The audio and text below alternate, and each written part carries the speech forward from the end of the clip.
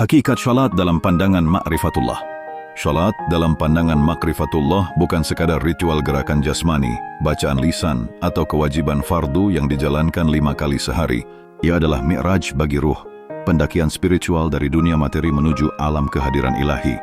Ia merupakan pertemuan antara hamba dan Tuhan, bukan pada tataran tempat, tetapi dalam kehadiran batin yang melebihi dimensi ruang dan waktu. Allah Subhanahu wa Ta'ala berfirman dalam surah Taha ayat ke-14, Innani ana lillahu la ilaha illa ana fa'budni wa aqimilas salawata lidzikri. Sesungguhnya aku adalah Allah, tidak ada Tuhan selain aku, maka sembahlah aku dan dirikanlah salat untuk mengingatku. Dalam ayat ini penekanan bukan sekadar pada fil lahir syalat, tetapi pada lijikri, agar engkau hadir dalam ingatku. Maka syalat hakikat bukan hanya tempat menyebut Allah, melainkan tempat diingat oleh Allah dan mengingatnya tanpa hijab. Para arif billah memahami bahwa syalat adalah tempat musyahadah, menyaksikan dengan mata batin bahwa segala sesuatu bersumber darinya dan akan kembali kepadanya. Dalam surah Al-Ankabut ayat ke-45, Tlu ma uhya ilaika minal kitabi wa aqimilas salawta, innalas salawta tanha 'anil fahsya'i wal munkar, wa la dzikru lillahi akbar.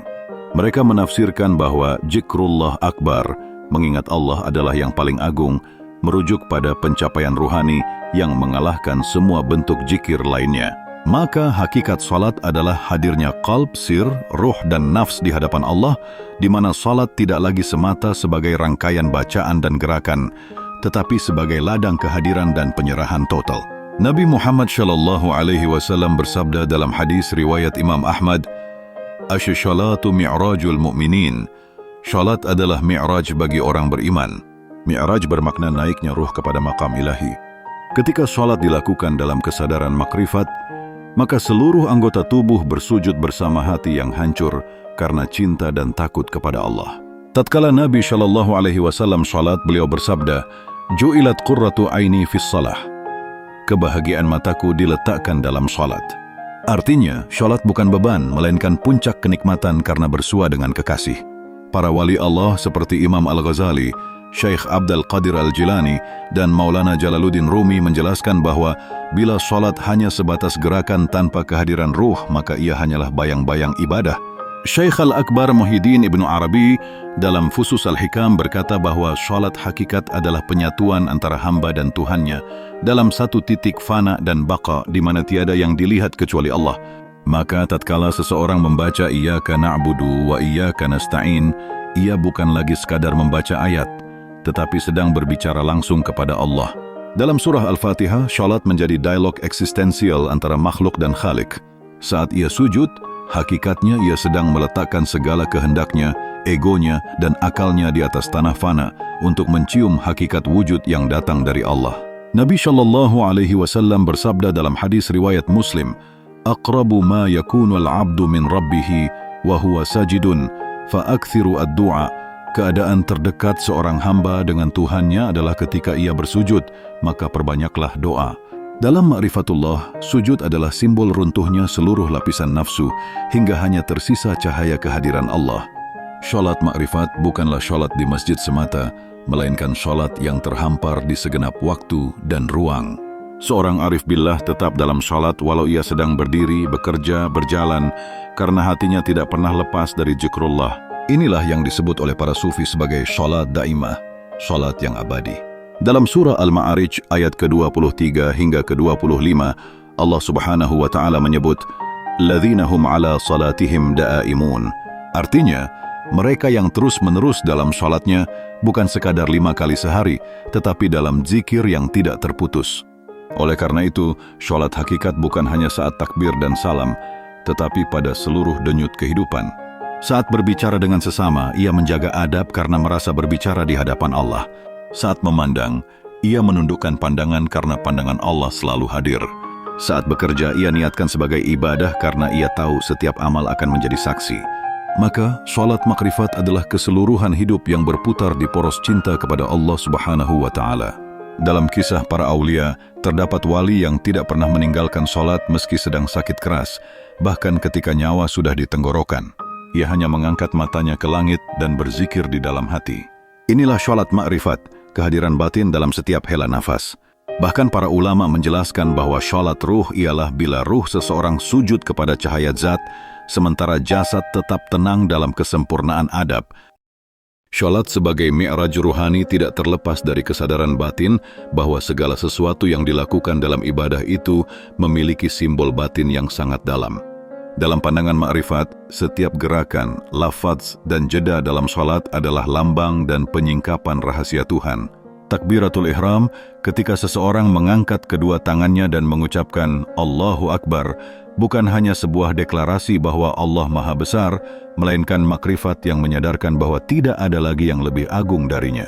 Bahwa segala yang ada selain Allah adalah kecil, fana, dan tidak layak diagungkan. Takbir itu adalah batas antara dunia dan keabadian. Ia mengangkat seluruh semesta dan melemparkannya ke belakang demi hadir ke hadapan Al-Haq. Para arif billah menyebut bahwa takbir adalah sirul fana, rahasia lenyapnya hamba dalam keagungan zat. Ketika ia meletakkan tangan di dada dalam posisi qiyam, ia sedang menahan semua hasrat, keinginan dan hawa nafsu untuk fokus hanya kepada satu zat, Allah Subhanahu wa Ta'ala. Bacaan surah Al-Fatihah pun dihayati bukan sekadar sebagai bacaan wajib, melainkan sebagai percakapan intim antara makhluk dan Khaliq.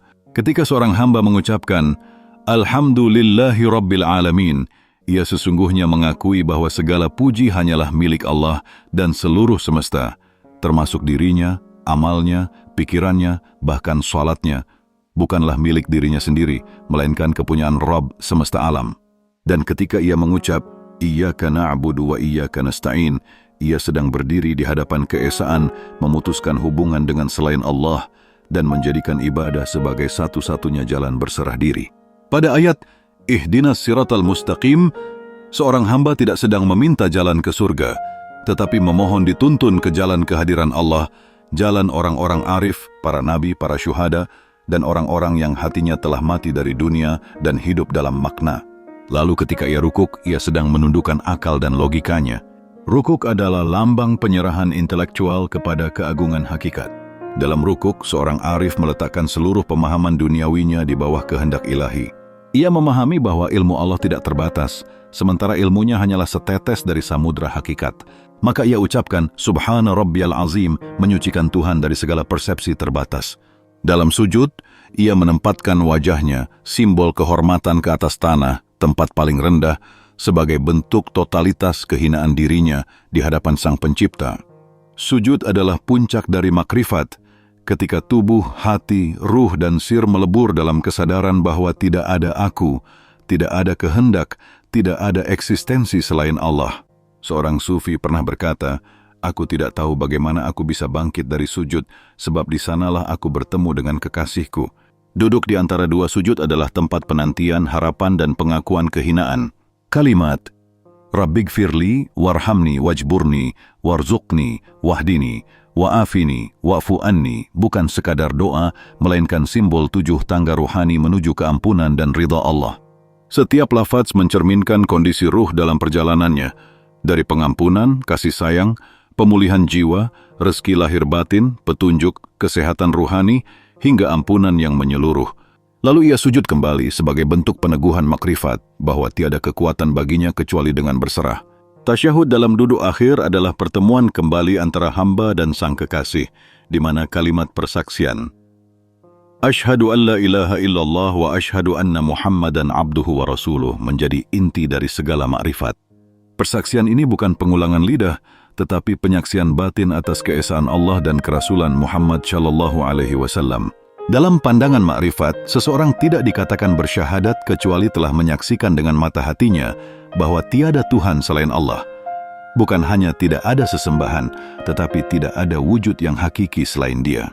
Dan bahwa Muhammad adalah cahaya suci yang menjadi jembatan antara fana dan baqa, antara dunia dan akhirat, antara hamba dan Tuhannya. Ketika salat ditutup dengan salam, seorang arif memahami bahwa ia sedang kembali dari mi'raj ruhani menuju dunia, membawa berkah kehadiran Allah dalam seluruh aktivitasnya. Salam adalah kembalinya ruh ke jasad, membawa cahaya yang diperoleh dari mi'raj salat, agar menerangi kehidupan dunia dengan kasih sayang dan akhlak karimah. Para mursyid mengajarkan bahwa setelah salam, seorang salik tidak keluar dari salat, karena kehidupannya telah berubah menjadi ibadah tanpa jeda. Seperti difirmankan dalam surah Al-Baqarah ayat ke-222, Inna lillaha yuhibbul tawwabina wa yuhibbul mutatahhirin. Sesungguhnya Allah mencintai orang-orang yang bertaubat dan menyucikan diri. Maka hakikat salat adalah upaya menyucikan diri dari keakuan dan keinginan untuk masuk dalam kehadiran yang tak putus. Demikianlah salat dalam pandangan makrifat. Ia bukan gerakan tetapi perjalanan. Ia bukan kewajiban semata tetapi cinta. Ia bukan rutinitas tetapi rahasia antara hamba dan Tuhan. Siapa yang telah memahami hakikat ini, salatnya akan menjadi cahaya di dunia, penolong di kubur, pelita di akhirat, dan jembatan menuju wajah Allah yang Maha Agung.